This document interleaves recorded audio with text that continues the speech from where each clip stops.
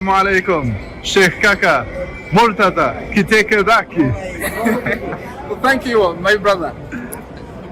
Brother Abbas, Ombuzanti Murtadha Kitegezaki.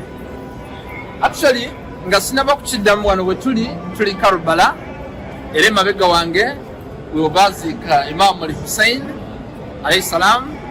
omu ku batabanyi ba Imam Ali alayhi salatu wassalam. Omukulembeze w'abasiraamu nga nabbi avuddewo nanti nabbi yagamba inni taariku fiikum muthaqalaini kitaaba Allah wa internet balezemu ebisito bibiri Quran ne Ahlul Sahih Muslim volume 2 page 238 nanti okwagala Ahlul abo okubaagala kiri wajibu n'okubagoberera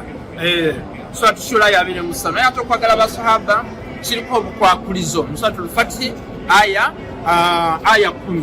n'ekyo nga tuze ku kibuzo ky'omubuuza nti Murtadha kitegeeza omuntu asiimiddwa Allah subhanahu wa ta'ala wabeera musajja bamuyita Murtadha era gegamu kumanya ga Imam Ali alayhi salatu wassalam ate wabeera nga mukyala bamuyita Marudhiya ye Fatimatu Zahra tulaba mu Quran ey'ekitiibwa Nabi Muhammad nga asenguka okuva e Mekka okugenda e Madina eyasalawo okubeera okumukuuma n'abeesigala mu buliri bwe Imam Ali alayhi salatu wassalam Suratu al-Baqara wa minan nas man yashri nafsahu bitigaa marudati llah wallahu raufun bil ibad mu bantu waliwo abatunda emitima gyabwe naye nga kibanuubirirwa kusanyusa Allah subhanahu wa ta'ala nakyo Murtadha kitegeeza omuntu asiimiddwa Allah subhanahu wa ta'ala era netulaba nga nabbi asenguka waliwo yatambula naye yasenguka naye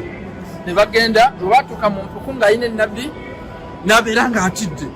Suratu Tawba ya 40 Allah namugamba la tahzan inna Allah ma'ana ali Khalifa Abubakar totya